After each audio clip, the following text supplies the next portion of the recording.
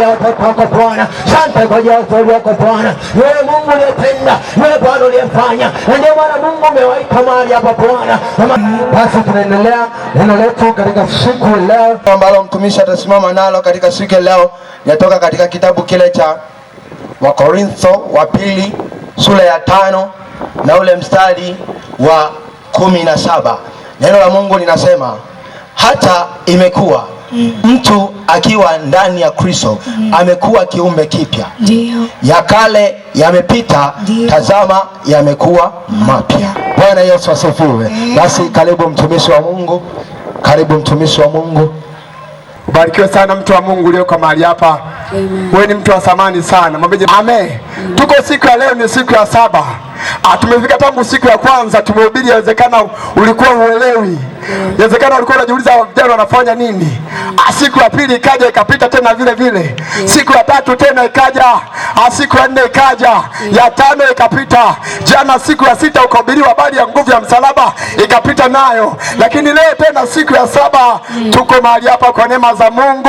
Mungu ameendelea kutupa kibali, tuendelee kuitangaza jina la Yesu, ambaye Yesu tunakwambia ni mwamba na ni mwokozi wa ulimwengu, ambaye Yesu yeye katika yeye tunapata kuishi, katika yeye tunapata vitu vyote. Anataka nikwambia kwamba yamkini umesikia majina mengi, lakini nataka nikwambia jina la Yesu linalohubiriwa mahali hapa ni jina la upekee. Biblia inaniambia kwamba Yesu Kristo ni yeye yule jana na leo na hata milele. Yuko, alikuweko, atakuweko vizazi na vizazi. Kwa hiyo tunayemhubiri mahali hapa ni Mungu anayeishi, na ni Mungu mwenyewe, na ni Mungu halisi. Haleluya. Amen. Sasa kama unanielewa mtu wa Mungu, sijui kama unanielewa. Hivi unanielewa kweli? Nimwambie mwambie ndio unamwelewa mtumishi kweli? Unamwelewa mtumishi kweli? Sikia nikwambie, tumekuja mahali hapa kusema habari njema, habari za injili ya Yesu Kristo. Yesu Kristo aliye na upendo mwingi, yeye aliye na huruma nyingi, yeye aliye na mwepesi wa kusamehe.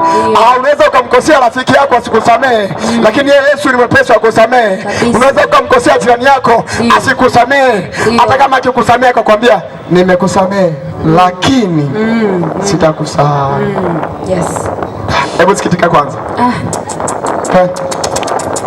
Akamwambia nimekusamehe lakini sitakusahau. Lakini Yesu yeye anakusamehe, anasahau Bwana. Yeye ni mwepesi wa huruma. Yeye si mwepesi wa hasira. Au unaweza ukamkwaza jirani yako akachukia, lakini Yesu tunamkwaza achukii. Ndio maana ametupa nafasi tena siku ya leo tuzisikie habari zake. Biblia inasema kwamba wakati akitabiriwa kuzaliwa kwake, iliandikwa kwamba atazaliwa mtoto, ataitwa Emmanueli, yani Mungu pamoja nasi. Maana yeye ndiye atakayekuja kutukomboa wanadamu na dhambi zetu. Kwa hiyo tunamhubiri hapa Bwana ni mwingi wa huruma, ni mwingi wa upendo, ni mwingi wa rehema. Hachoki kutusamehe, wala hachoki kututazama, wala hachoki kutupenda. Haleluya. Amen. Kote unaweza ukapita. Amen. Ukatembea dunia nzima, ukatembea mabara yote 7 ya dunia, ukatembea nchi zote za Afrika, ukatembea mikoa yote ya Tanzania, ukatembea vijiji vyote vya Tanzania, ukatembea vijiji vyote vya Manyoni, ukatembea vijiji vyote vya mkoa wa Singida, lakini hautakutana na ambaye atakuwa na sifa za kufanana na Yesu. Yeye ni wa pekee, yeye ni wa pekee, halinganishwi, hafananishwi na yeyote. Yeye ameketi juu ya vyote, na yeye mamlaka yake ni ya enzi zote. Haleluya. Amen. Kwa hiyo tunahubiri habari ya Yesu, habari ya Yesu Kristo, Mungu aliye hai, Mungu halisi, Mungu wa upendo, Mungu wa huruma, Mungu ambaye yeye alikuja kutukomboa sisi. Biblia inasema kwamba yeye alipotabiriwa, alipofika akasema kwamba maana mimi sikuja ili niyafanye mapenzi yangu mwenyewe, bali mapenzi yake yeye aliyenipeleka. Na mapenzi yake aliyenipeleka ni haya, ya kwamba wote alionipa Manyoni hii hata mmoja nisimkose. Na ndio jioni ya leo nasema ya kwamba wote waliokusanyika mahali hapa hata mmoja asimkose. Hata mmoja asimkose. Hata mmoja asimkose. Haleluya. Bwana Yesu asifiwe sana. Mtumishi wa Mungu amesoma neno zuri. amekusomea neno kutoka kitabu cha Wakorintho wa pili sura ya 5 na mstari wa 17. Biblia inazungumza kwa habari ya, inasema kwamba hata imekuwa mtu akiwa ndani ya Kristo amekuwa kiumbe kipya. Ya kale yamepita, tazama yamekuwa mapya. Nataka nikwambie jambo moja. Nimetoka kukwambia kwamba Yesu tunahubiri habari zake mahali hapa. Yeye ni mwingi wa huruma, ni mwingi wa upendo. Anasema hata imekuwa mtu akiwa ndani yake amekuwa kiumbe kipya. Kumbe unagundua kwamba mtu anapokuwa ndani ya huyu Yesu anapata kuumbwa tena na kufinyongwa tena. Mtu anapokuwa ndani ya huyu Yesu, nasema hivi, anapata kufinyangwa tena. Narudia tena, mtu anapokuwa ndani ya huyu Yesu anapata kufinyangwa tena, anatengenezwa upya. Kama alikuwa kwa namna fulani, anageuzwa, anawekwa namna nyingine. Inawezekana unielewe vizuri. Ngoja nirudie hapo nikwambie tena. Kama alikuwa kwa namna fulani, labda ya uzinzi, labda ya ushawi, labda ya uasherati, labda inawezekana ni usengenyaji, lakini anapokuwa ndani ya Yesu anapata kugeuzwa, anakuwa kiumbe kipya. Kama unagundua kumbe Yesu Kristo tunamhubiri hapa sio wa kawaida. Tukiwa ndani yake kumbe tunaweza tukafinyangwa tena. Kumbe tukiwa ndani yake, tukiwa tunaonekana tumechakaa, upo utu upya kwake. Upo utu upya ambao tunaweza tukauvaa. Lakini huo utu upya ambao tunauvaa hatuwezi tukauvaa hivi hivi. Yatupata sisi kumwamini na kuingia ndani yake kwanza. Yatupata sisi tujikane na tuingie ndani yake kwanza. Maana Biblia inasema kwamba hivi, wafumbue macho yao na kuwageuza, waiache giza waelekee nuru, waziache na nguvu za shetani na kumwelekea Mungu, kisha wapate msamaha wa dhambi zao. Kumbe nagundua baada ya msamaha wa dhambi zao, baada ya msamaha wa dhambi zetu, ndipo ambapo tunafinyangwa tena, ndipo ambapo tunatengenezwa tena na kugeuzwa na kufinyangwa tena na kuwa viumbe vipya. Haleluya. Amen. Haleluya. Amen. Mama jirani yako, unanisikia? Unasikia? Unanisikia? Unasikia? Unakuwa kiumbe kipya. Unakuwa kiumbe kipya. Unakuwa kiumbe kipya. Unakuwa kiumbe kipya. Yawezekana uelewe bado.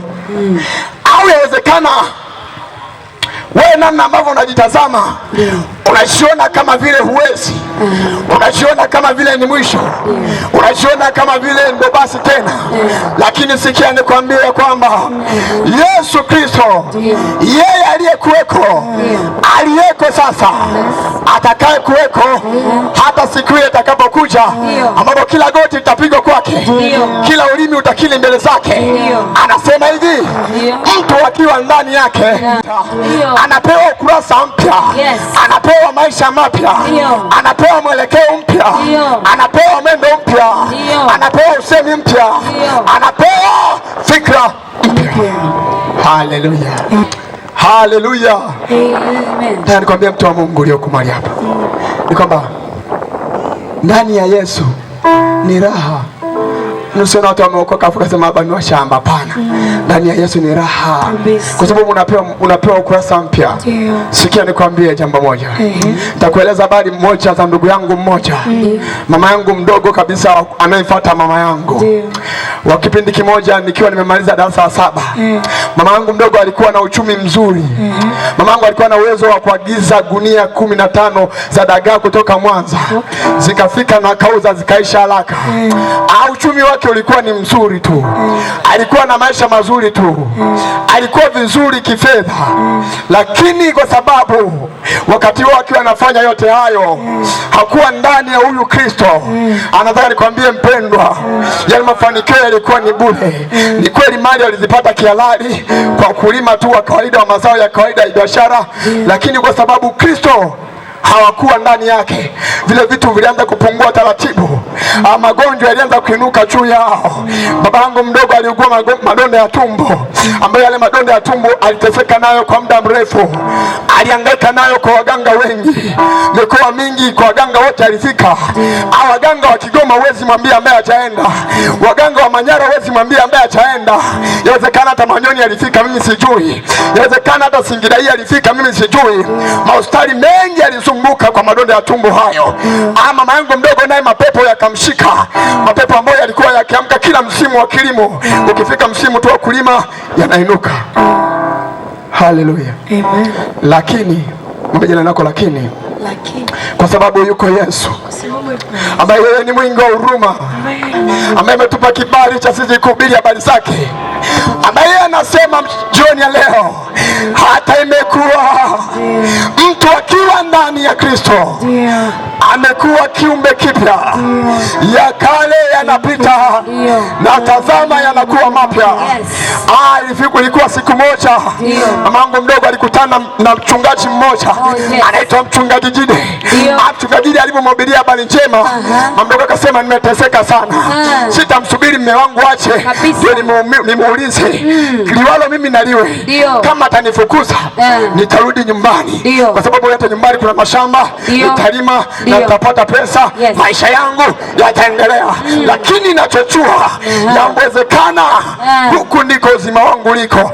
Nataka nikwambie mtu wa Mungu unanisikiliza, mama mdogo alipoamua kuchukua uamuzi, yale mapepo yalitoweka mara moja, yakamwachia, na yale mateso yakapita, na yale mateso yakapita.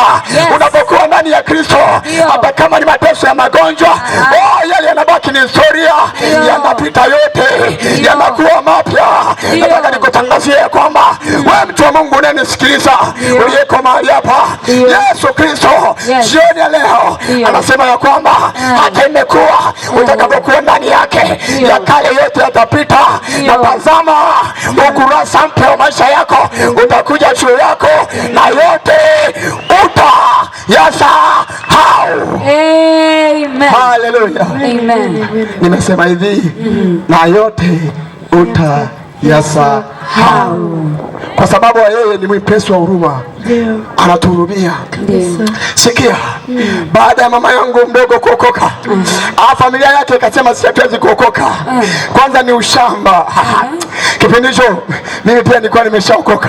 Nikakutana na mama mdogo wangu ananiambia, sasa nimeamua kuokoka tu, yani nimeamua kuokoka baba yangu, maana hamna namna yote naweza nikafanya, na mimi naamini Mungu siku moja atanifanikisha.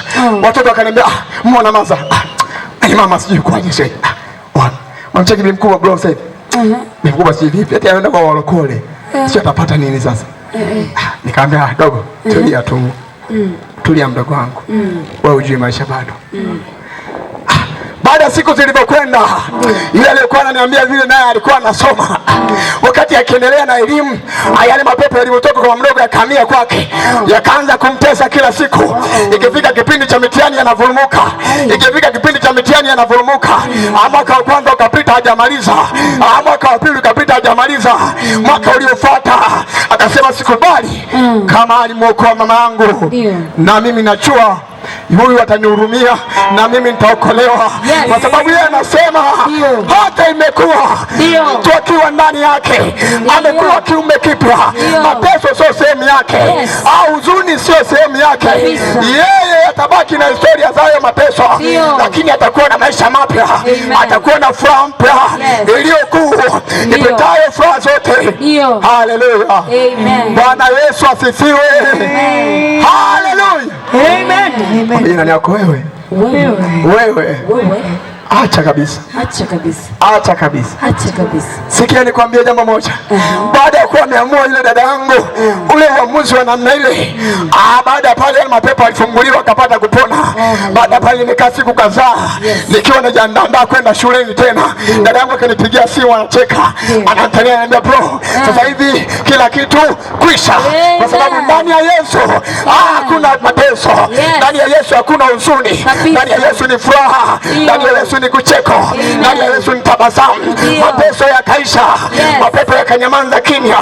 Baada ya pale huyo shetani akukoma, akaambia tena kama mdogo kumtesa vizuri, akaendelea kumkandamiza vizuri.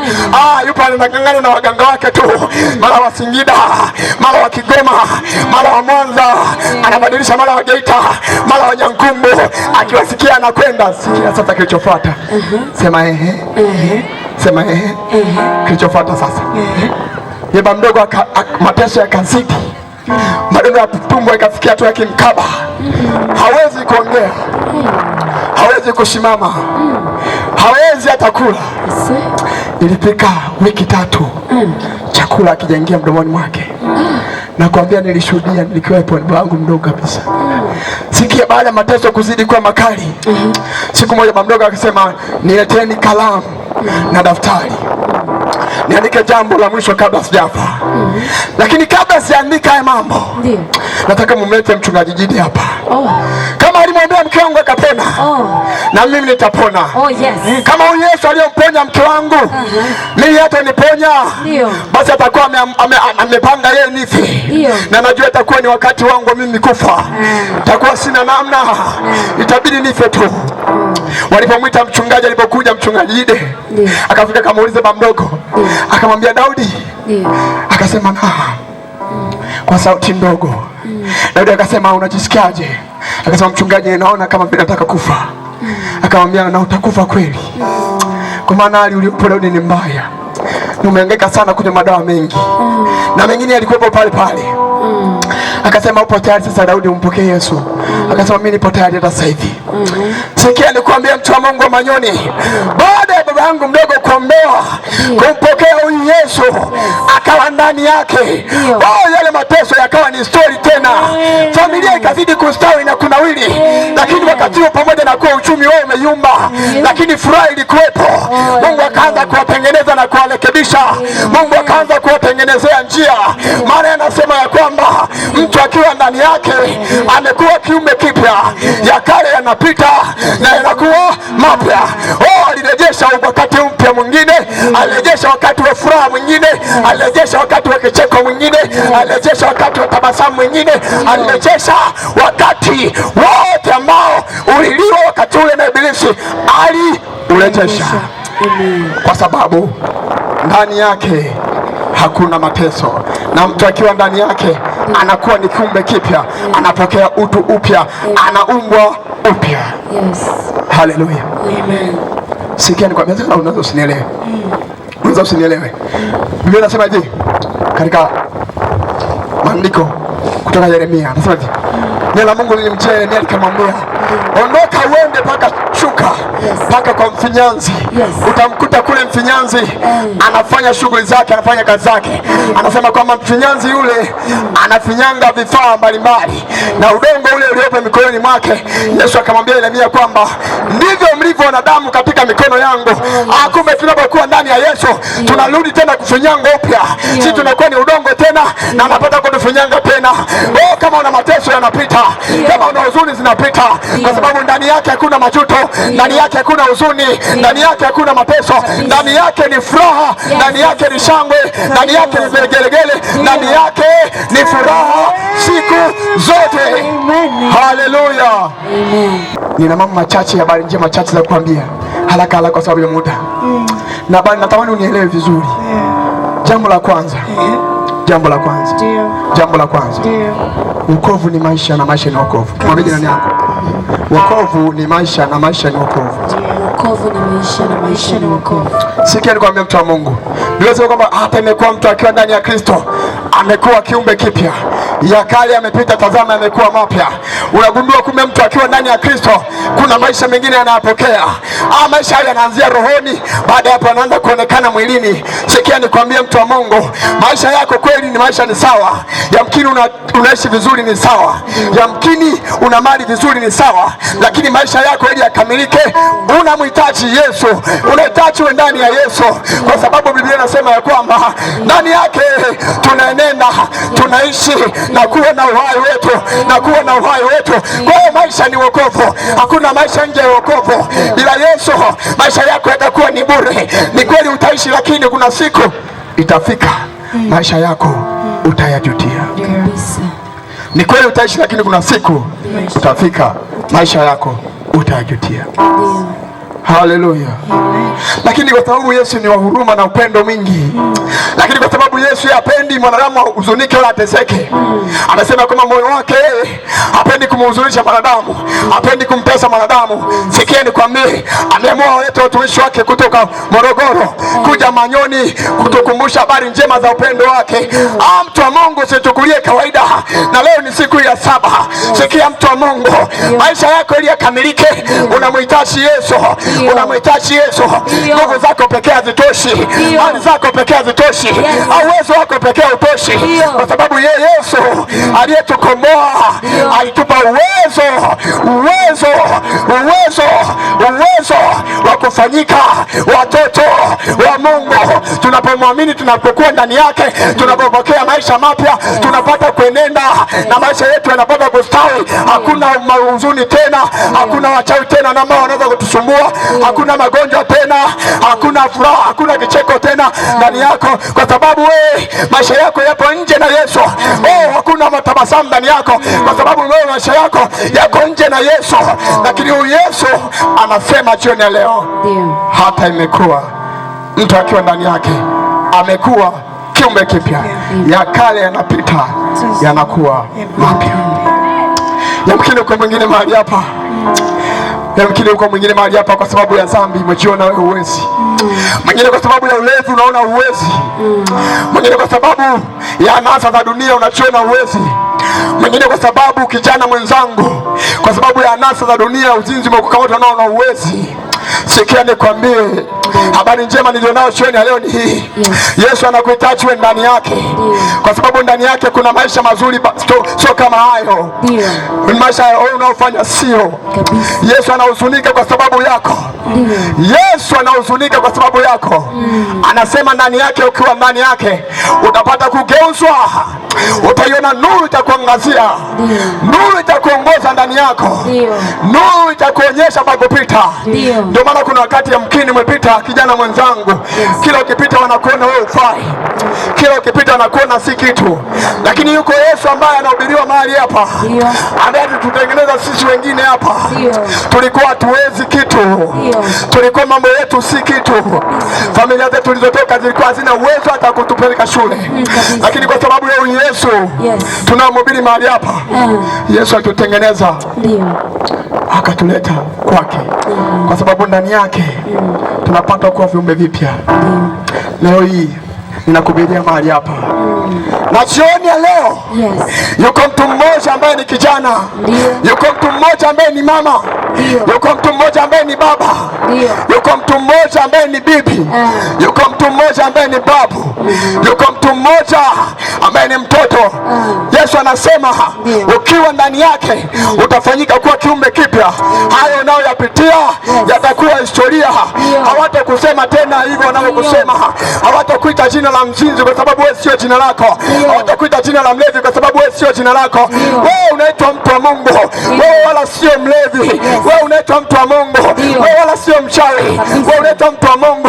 Ukiwa ndani yake yote yatapita, atakugeuza, nuru itakuangazia, na kila atakayekuona ataiona. Amen. Nasema hivi, ukiwa ndani yake Yesu, hiyo nuru iliyo kwake itakuangazia, kila atakayekuona ataiona. Yawezekana unielewi. Walikuwa kwenye Biblia wengi nasema, wengine walikuwa wauaji kama kina Sauli, wengine walikuwa makahaba, wengine walikuwa ni wachawi, wengine walikuwa ni wahuni, wengine walikuwa ni wababe, wengine walikuwa na matokeo makubwa.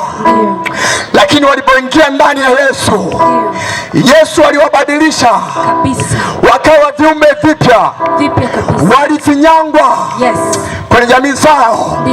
Inawezekana wakati ule walivyokuwa wanaonekana wakina Sauli, na walipokuwa ndani ya Yesu, watu walianza kuwaona, wakasema ni watu wa Mungu, wakamtukuza Mungu kupitia Sauli, wakamtukuza Mungu kwa matendo ambayo Sauli alikuja kuyafanya baada ya kuwepa ndani ya Kristo. Baba, nikwambie mtu wa Mungu, huko mwingine unasema ya kwamba mimi nafanya uzinzi kwa sababu sina pesa, mimi nafanya uzinzi kwa sababu maisha ni magumu. Ndani ya Yesu, hata kama maisha ni magumu, ndani yake atakupa kitu. Hawezi kukuacha ulivyo, kwa sababu yeye hajakumba ili uteseke. Haleluya. Amen. Yuko Yesu jioni ya leo. Amen. Anatamani ambadilishe mtu mmoja aliyoko mahali hapa. Anatamani ambadilishe mtu mmoja aliyoko mahali hapa. Amtengeneze akawe kiumbe kipya. Yes. Amfinyange tena kama jinsi yeye atakavyoona inapendeza. Ili watu wakikutazama wewe, namna wanavyokuchukulia wewe, namna wanavyokutema wewe, namna watu wanavyonena juu yako, ni kwa sababu Kristo hauko ndani yake. Lakini ukiamua hivi leo kuingia ndani ya Kristo, yote hayo yatakuwa ni story. Yote hayo yatabaki ni simulizi. Yote hayo yatabaki ni hadithi, kama zilivyokuwa hadithi za kina Sauli. Haleluya. Haleluya. Yamkini mwingine kwa mahali hapa unasema, sasa mimi nitawezaje? Sasa mimi nitawezaje? Mimi nina utajiri mwingi. Mimi nina maisha mazuri. Mimi nina vitu vingi. Huyu Yesu wa nini sasa? Atanipa nini kingine ambacho nicho nacho? Sikia nikwambie mtu wa Mungu. Biblia inasema kwa habari ya mtu mmoja anaitwa Ayubu. Huyu jamaa alikuwa ni tajiri sana. Huyu jamaa alikuwa na mali nyingi sana. Lakini kwa sababu alikuwa ndani ya Yesu, hata shetani alimwogopa. Ukiwa ndani ya Yesu pamoja na mali, na shetani naye anakuogopa. Ndani ya Yesu ukiwa ndani yake, chuma ulete zitakuogopa. Chuma ulete zitasema ya kwamba yule ni mtumishi wa Mungu. Kwa sababu Biblia inasema kwamba shetani alimwambia Mungu Yesu ya kwamba huyu Ayubu, je, si kwa sababu umemzingira? Kumbe ukiwa ndani ya Yesu, huyu Yesu anakuzingira. Wanapokuchukulia ni kwa sababu hauko ndani ya Yesu. Hebu geuka huko uliko, uingie ndani ya Yesu leo. Mlango uko wazi, na neema hiyo bado ipo. Neema hiyo bado ipo. Neema hiyo inakuita. Yesu anasema ukiingia ndani yake atakugeuza, utakuwa kiumbe kipya. Maana yoyote yule aliye ndani ya Kristo anakuwa kiumbe kipya. Haleluya. Amen. Bwana Yesu asifiwe sana. Amen. Haleluya. Amen. Anakugeuza, unakuwa kiumbe kipya. Ndio. Nisikize mtu wa Mungu. Sitamani jioni ya leo ipita tena bure. Ni siku ya 7 leo. Na kwamba mshike jirani yako mkono, usaidie kusogea mahali hapa. Sogea tu. Na Mungu atie nguvu na abariki, msogee.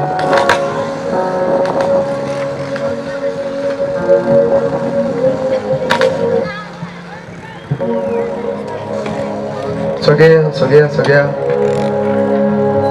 Mtu wa Mungu, ukiwa umekaa, ukiwa umesimama, sogea huko. Ndio yako, tafakari maisha yako. Tafakari. Toka kukueleza ushuhuda babangu mdogo na mamangu mdogo, maisha yao yalivyoteseka, walivyoyumba, walivyohangaika, walipoteza mamilioni mengi sana. Walipoteza pesa ambazo wawezekano wangefanya maendeleo ya uchumi.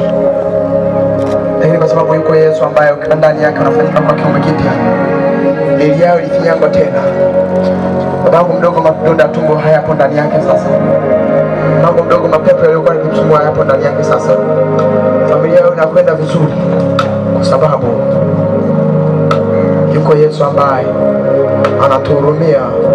Tunapokuwa ndani yake tunafanyika kwa kiumbe kipya. Tunafinyangwa na kupokea miili mipya.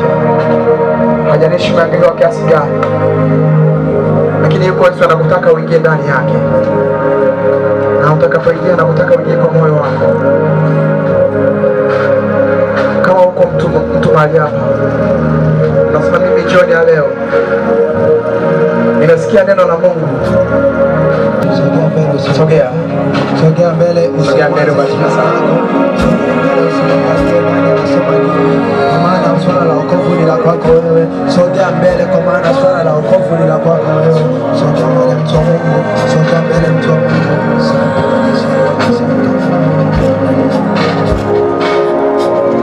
Uliyeko huko tena, sogea tu kama huko unasema namhitaji Yesu, niingie ndani yake. Sema kwa sauti. Bwana Yesu. Bwana Yesu. Asante.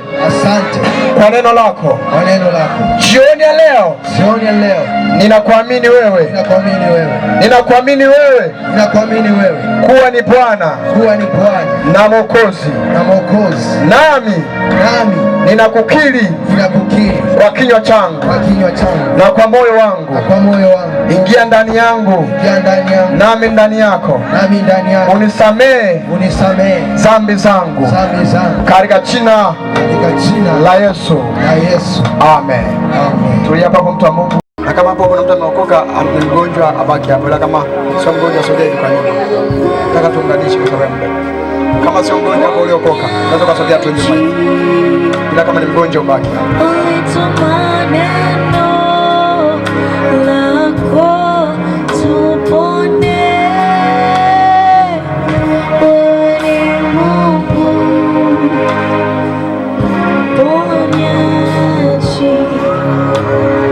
Wagonjwa nafikia maisha. Baba, katika jina la Yesu Kristo Mwana wa Mungu aliye hai, Mungu mwenye uweza na Mungu usiyeshindwa, Baba, saa hii watoto wako hao wako mbele zako, wamekupokea wewe, wengine na wengine ni wagonjwa. Wale waliokupokea wewe, neema yako iwe juu yao. Lakini Bwana, kuna wagonjwa mahali hapa. Yesu, inatilia hiyo nguvu yako kama umeme. Ikiwa ipo mwenye kansa ikakauke zaidi, ikiwa ipo mwenye ugonjwa sugu ikakauke zaidi, kwa jina lako Yesu Kristo. Hiyo nguvu yako ya uponyaji, nguvu yako ya uponyaji, oh, ikapite juu yao, ipite juu yao, ipite juu yao, ipite juu yao, kwa jina la Yesu Kristo Mwana wa Mungu aliye hai. Nguvu yako ya uponyaji natangaza sahihi, ikapite kama umeme. Hata kama wengine wamekuja mahali hapa na wagonjwa wako nyumbani, ikafike kwa nyumbani kwa kadri ya imani zao, kwa jina la Yesu. Nguvu ya uponyaji ikapite sahihi, nguvu ya uponyaji ikapite sahihi juu yao, kwa jina la Yesu Kristo. Wenye vidonda vikakauke, wenye uvimbe vikakauke, kwa jina la Yesu Kristo. Sahihi na wakati uponyaji wako kiungu. Wako wengine wamefanyia operation imeshindikana, kwa jina la Yesu. Sahihi nguvu yako Bwana napita, ikakaushe kila madogo, ikafungue kila vifungo, kwa jina la Yesu Kristo, kwa jina la Yesu Kristo. Yes, yes, yes, ukapita katika uponyaji, uponyaji, uponyaji, uponyaji, uponyaji, uponyaji, kwa jina la Yesu. Yes.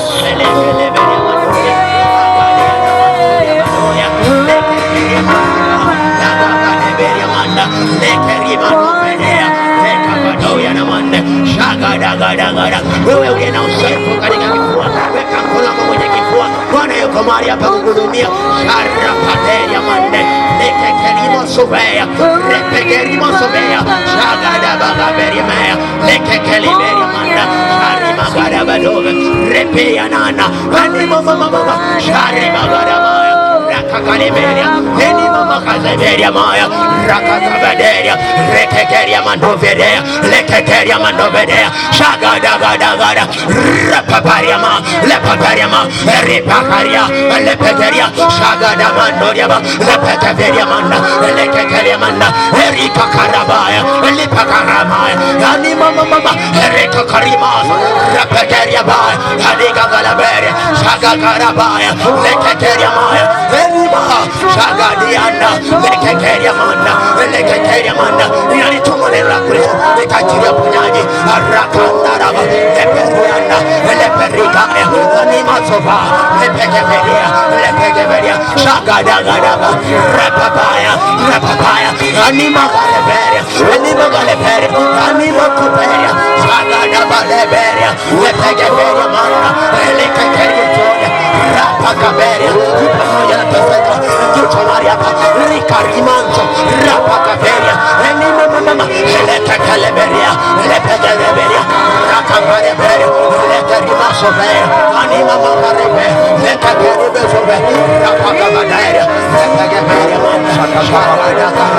Yesu Kristo. Haya, huyu ambaye mwenye ujumbe sahi na kutangazia katoke kwa jina la Yesu. Akaraba shagada kwa jina la Yesu sahi.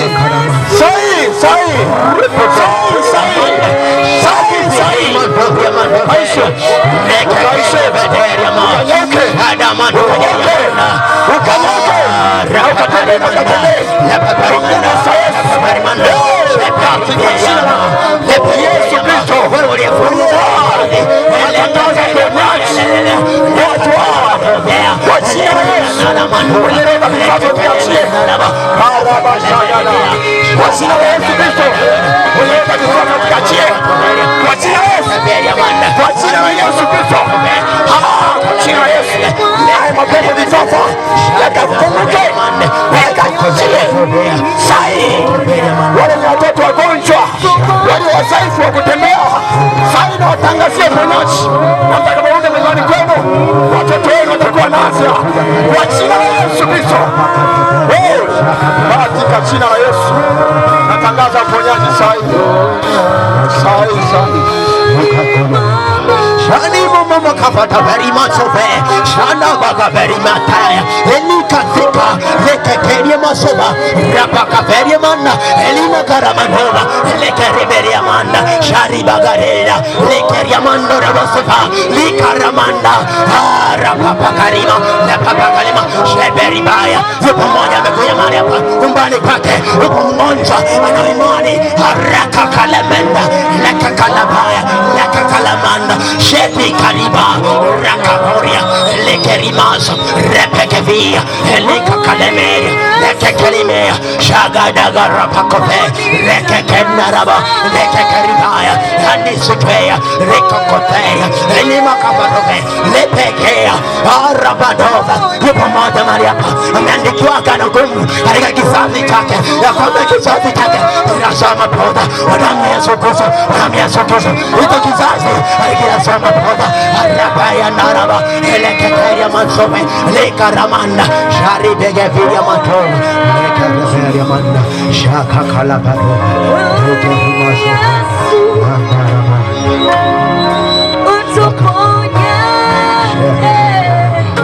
katika jina la Yesu.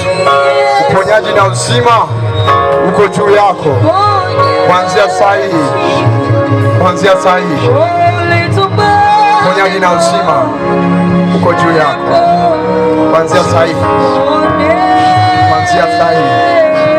kwa jina la Yesu.